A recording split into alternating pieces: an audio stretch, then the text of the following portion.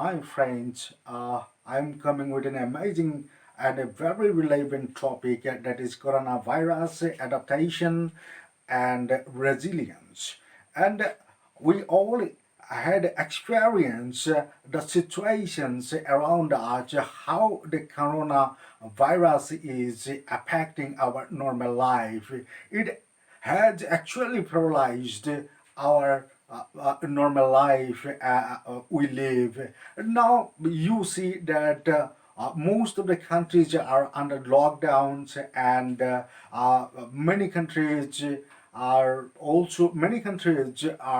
we have also seen that long term of economic inactivity the push us to penury that is very difficult to tackle in the future because now we are seeing that the corona pandemic that is happening in every country and the continent.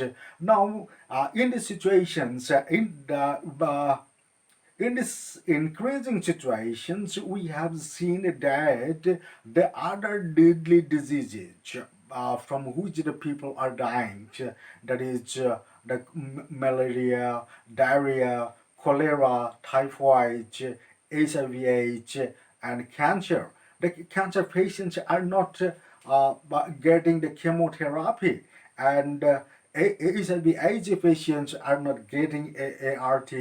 So it is very difficult to handle the situations because the existing health infrastructure is not enough to tackle the whole pandemic, the whole the health situations. Because now I am raising this issue because the government is just trying to manage the situations. And why I'm saying that they manage the situations? Because they are what they are doing. They are trying to establish some quarantine centers. They are trying to treat the patients without any medicines. They are keeping in ventilator. They are keeping in ICU and in the general wards, depending on their seriousness. And who has strong immune systems, he can come out or he can overcome the disease. But this pandemic is very serious and seriously treated to the elderly persons and the children, uh, uh, according to the health professionals. And now, why I am saying that the management, citizen management, so that the government is managing, and the people who are coming into contact with the COVID patients, he is just sent to the quarantine and he is tested whether he is positive or not. And we have also see we have also seen that in many occasions when the governments become helpless, they use such kind of medicines like hydroxychloroquine, which is used to treated a malaria patient, and the American president ordered he consulted with the health professionals and he ordered to use hydroxychloroquine to the COVID patients. And similarly, the Ebola medicines, which is the remdesivir, is also used in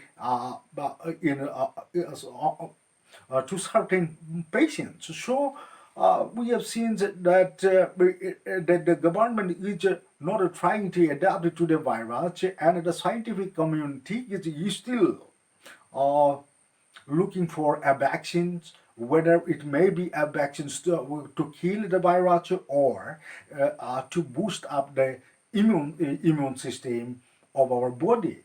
But now today is that is the 15th May today is, and today Today, the Brazilian president Jair Bolsonaro changed his health minister because he was forced to resign from his post because uh, Bolsonaro's health minister didn't listen to him when he had ordered him to use hydroxychloroquine to the COVID patients. So uh, uh, it is a very a serious matter, and uh, most of the countries are now doing that. After very restricted lockdown. Some countries are relax the rules, restrictions from their country because the economic situations is facing very hardship.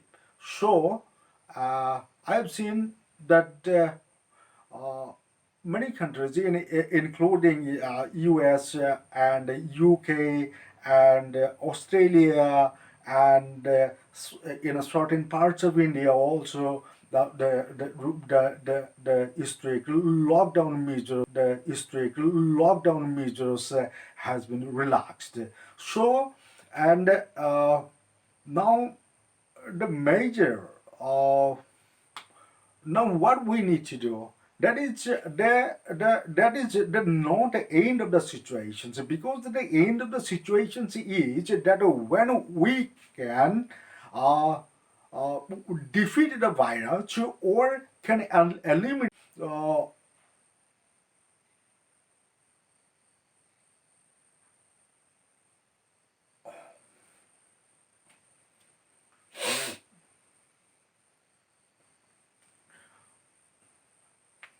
yes, on yesterday, that is the May 14, more than 140 world leaders signed an open letter to governments to unite for people's vaccines. And then the people vaccines. What is people's vaccines? That is the vaccines. The researchers are going on to develop the vaccines. So the world leaders are saying that the vaccine should be people's vaccines. That means it should be accessible to everyone, and that is the vaccine should be free, treatment should be free, and the test should be free, and there should not be any patent of South African President Cyril Ramaphosa told that there are many countries are doing researches on the pandemic, on to invent the vaccines, and one organizations, that means scientific organizations, should share with other institutions so that a vaccine can be developed sooner than expected. And in the petitions, the UK's Prime Minister, former Prime Minister Gordon Brown, and Pakistan Prime Minister Imran Khan, and former President of Mexico, Ernesto Zedillo, and former Libyan, and these world leaders also made the UN agencies and international financial institutions and demanded that the priorities should be given on water, sanitation, and hygiene. The water is very essential because the government is instructing to uh, wash people's hands frequently, and uh, and the sanitations should be kept, and hygienic should be lived in unhygienic conditions. That was the hygiene, health, and hygiene, sanitations, and water is very essential for to fight the COVID-19. Now you see, I also wanted to add that these world leaders also made the United Nations agencies and also international financial institutions, including World Bank, Asian Development Bank, African Development Bank, etc., etc. And I and these world leaders urge them to prioritize the water sanitation and hygiene. That means to be maintain a healthy healthy surrounding. One needs water, one needs sanitations, and one needs hygienic conditions. So it should be prioritized. But in most cases, we see that the water is a scarce commodity in central India and in western India and in northern India and southern India. There are many parts in India that water is very durable, and there are so many arid and drought.